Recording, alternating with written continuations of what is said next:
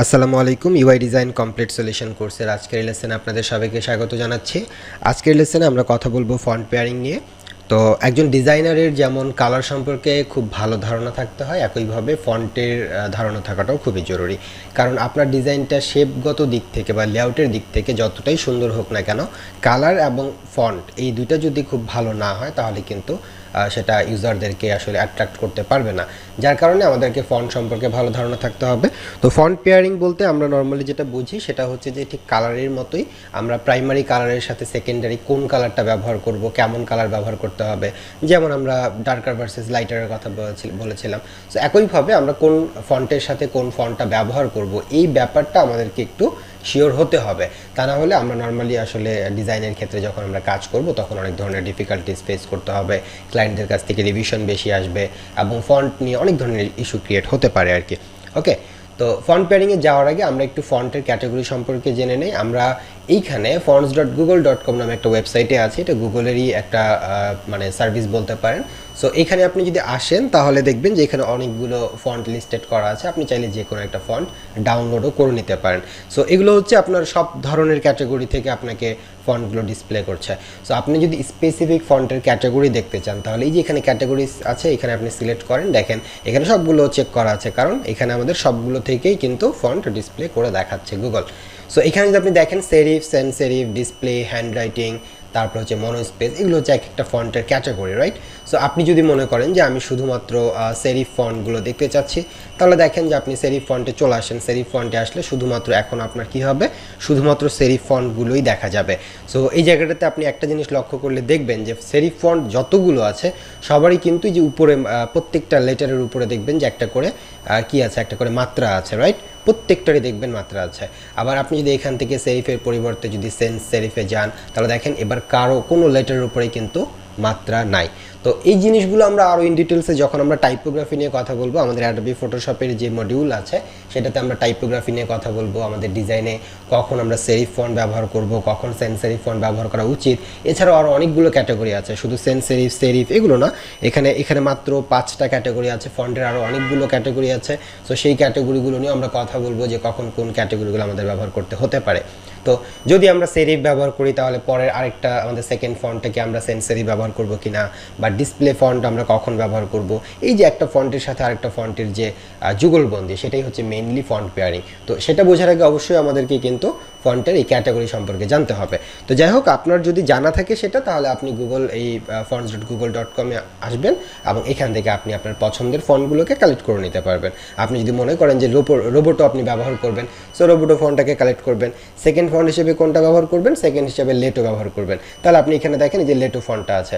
So রোবোটোর সাথে কিন্তু লেটো যায় কেন, কারণ রোবোটোটা হচ্ছে মেইনলি বোল্ডার ফন্ট, আর হচ্ছে আপনার লেটোটা হচ্ছে বোল্ডার আছে, বাট এটা লাইটার ফন্টটা যেটা রেগুলার ভার্সন, যেটা রেগুলার যেই ফ্যামিলিটা আছে সেটা কিন্তু অনেক বেশি ব্যবহার হয়। তাহলে রোবোটোর সাথে আমরা নর্মালি ডিজাইনের ক্ষেত্রে রোবোটো হচ্ছে আমরা ওই টাইটেল বা এই টাইপের যে জিনিসগুলোকে আমাদের হেডলাইন হিসেবে ব্যবহার করতে হয় সেখানে আমরা রোবোটো বোল্ড ব্যবহার করি, আর নর্মাল যেগুলো হচ্ছে প্যারাগ্রাফ বা অল্প স্বল্প লেখা থাকে সেগুলোতে আমরা লেটো ব্যবহার করি।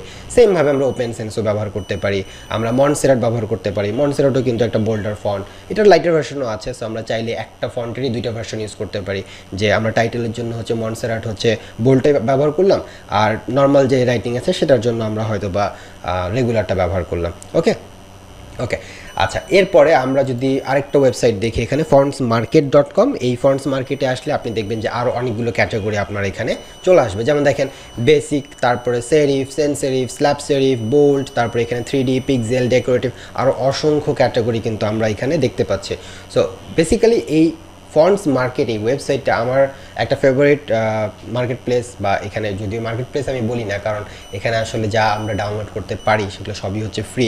সো প্রিমিয়াম এখানে আমরা আসলে মানে দেখবো না, আমাদের প্রিমিয়াম কোনো ফন্ট এখান থেকে কিনতে হবে না। তো আমরা এখান থেকে হচ্ছে চাইলে ক্যাটাগরি ওয়াইজ, যেমন আপনি হ্যালোইন নিয়ে কাজ করতে চাচ্ছেন, বা আপনি হয়তো বা স্পোর্টস রিলেটেড কোনো একটা অ্যাপ ইউআই ডিজাইন করতে যাচ্ছেন, বা ওয়েবসাইটের ইউআই ডিজাইন করতে যাচ্ছেন স্পোর্টস রিলেটেড, তাহলে আপনাকে অবশ্যই স্পোর্টস রিলেটেড যে ফন্টগুলো আছে সেগুলো আপনাকে ব্যবহার করতে হবে। সো সেগুলো আপনি কীভাবে জানবেন যে কোনটা স্পোর্টস রিলেটেড ফন্ট? সো এখানে আসলে আপনি কিন্তু হচ্ছে স্পোর্টসে ক্লিক করার পরে আপনি দেখতে পাবেন এখানে যতগুলো আসবে সবই কিন্তু স্পোর্টস রিলেটেড ফন্ট। সো এগুলো আপনার ডিজাইনের যে কোয়ালিটি সেটা অনেক বেশি ইমপ্রুভ করে দেবে। রাইট। আচ্ছা, এরপরে যদি আপনি দা ফন্টে আসেন, এটার থেকে মানে ফন্টস মার্কেটের থেকে আরও বেশি আপনি এখানে ক্যাটাগরি পাবেন, এবং ডিজাইনারদের এগুলো হচ্ছে ফেভারিট এক একটা ওয়েবসাইট, হ্যাঁ, যেখান থেকে হচ্ছে নর্মালি ফন্টের আইডিয়া নিতে পারে এবং ক্যাটাগরি অনুযায়ী হচ্ছে ফন্ট ব্যবহার করতে পারে। তারপরে হচ্ছে আমরা চাইলে এটাকে আবার মডিফাইও করতে পারি, যদি আমাদের প্রয়োজন বোধ করি আমরা এটাকে আমরা চাইলে মডিফাইও করতে পারবো। সো এগুলো হচ্ছে আমাদের একদম ফ্রি ফন্ট কালেকশনের জন্য আমাদের 3টা রিসোর্স। এবং এরপরে যদি আমরা চলে আসি আরেকটা মার্কেট প্লেস, এটা হচ্ছে আমাদের ক্রিয়েটিভ ফেব্রিকা। সো ক্রিয়েটিভ ফেব্রিকাতে ফন্টস নামে একটা অপশন আছে, এবং এখান থেকে আপনি দেখতে পাবেন যে বিভিন্ন ধরনের ফন্ট, এখানেও দেখবেন যে আপনার ক্যাটাগরি অনুযায়ী কিছু ফন্ট দেওয়া আছে।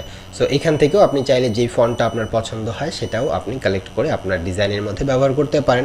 তবে ক্রিয়েটিভ ফেব্রিকার ফন্ট ব্যবহার করতে হলে আপনাকে অবশ্যই একটা মেম্বারশিপ নিতে হবে, যেটা হচ্ছে এখন কত দিচ্ছে, এটা all access subscription yearly for just $29.99, অর্থাৎ $30 আপনি 1 বছরের একটা মেম্বারশিপ নিতে পারবেন।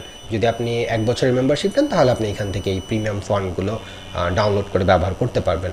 এছাড়াও আপনাদের কোর্সের যে অন্যান্য লেসনগুলোতে আমরা ফন্ট নিয়ে কথা বলবো, টাইপোগ্রাফি নিয়ে কথা বলবো, তখন আমরা কিছু প্রিমিয়াম ফন্টের ব্যবহার দেখব, এবং আপনাদের জন্য কিছু প্রিমিয়াম ফন্ট আমি আপনাদের জন্য শেয়ার করব। ঠিক আছে, আমি কিছু বাছাইকৃত সিলেক্টেড কিছু ফন্ট আমি শেয়ার করব, যেগুলো দিয়ে আপনারা কাজ করতে পারবেন, এবং অবশ্যই সেগুলো লাইসেন্স থাকবে। সো আপনারা সেটা নিয়ে ক্লায়েন্টের কাজ করতে পারেন বা যে কোনো জায়গায় আপনি ব্যবহার করতে পারেন। ঠিক আছে, কোনো ধরনের কপিরাইট ক্লেম হবে না। সো এগুলো হচ্ছে আমাদের ফন্ট সিলেক্ট করার জন্য আমরা কোথা থেকে কোন ফন্টটা নিব সেটা আমরা দেখলাম। এরপরে আমরা আরেকটা জায়গা থেকে ফন্টের আইডিয়া নিতে পারি, যে আমি একটা ডিজাইন করব, সেই ডিজাইনের মধ্যে মেইনলি হচ্ছে কিভাবে হচ্ছে আমরা ফন্টগুলোকে চুজ করতে পারি যে কোন ফন্টটা নিয়ে আমার কাজ করলে ভালো হবে। সো এটা হচ্ছে একটা ফেসবুক টাইমলাইন কভার। এটা হচ্ছে যদি আমাদের ইউআই না, বাট তারপরেও এটা একটা ইউআইয়ের তো একটা অংশ, তাই না? ওয়েবসাইটের যে আমরা আমাদের প্রোফাইল পিকচারের উপরে যে কাভারটা দেখি, টাইমলাইন কাভারটা বা পেজের যে কাভার পিকচারটা থেকে সেটা, তো এই জায়গাটাতে আসলে দেখবেন এগুলো হচ্ছে টাইমলাইন কাভারের হচ্ছে পিকচার। তো আপনি এখান থেকে একটা আইডিয়া নিতে পারেন। আপনি যদি গ্রাফিক রিভারে আসেন, আপনি পিএসডি ওয়েব ইউআই বা অ্যাপ ইউআই লিখে সার্চ করলে আপনার এই ধরনের কিছু ইউআই আসবে আর কি। তো সেখানে একদম নিচের দিকে যদি যান তাহলে দেখবেন যে ওরা কী কী ফন্ট সেখানে ব্যবহার করছে সেটা আপনি এখান থেকে দেখতে পাবেন, এবং ক্লিক করলে দেখবেন যে সেটা ডাউনলোডও করতে পারবেন। কারণ যেমন এখানে লেটো ফন্ট, সো লেটো ফন্টটা তো ফ্রি, আমরা এখানেই দেখলাম যে আমাদের লেটো ফন্ট ছিল, আমরা চাইলে গুগল ফন্ট থেকে ডাউনলোড করে নিতে পারতাম। তো ঠিক একইভাবে আমি এখান থেকেও ক্লিক করতে পারি, অথবা আমি এখান থেকে একটা নাম জানলাম যে ডিজাইনাররা এই ডিজাইনটার মধ্যে লেটো ফন্টটাকে ইউজ করে তারপরে হচ্ছে তারা এটাকে সেল করতেছে। তো একইভাবে হচ্ছে আমরা এই 10টা 15টা 20টা যদি ডিজাইন দেখি, তাহলে দেখবেন যে আপনি একটু নোট করেন যে কে কোন ফন্ট ইউজ করলো। কেউ দেখবেন রোবোটো, কেউ দেখবেন যে রেলওয়ে, কেউ লেটো।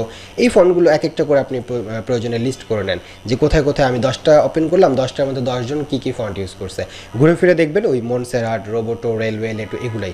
তাহলে একটা সময় দেখবেন যে আপনার আর এইভাবে করে দেখতে হবে না যে আমি কোন ফন্টটা ইউজ করব।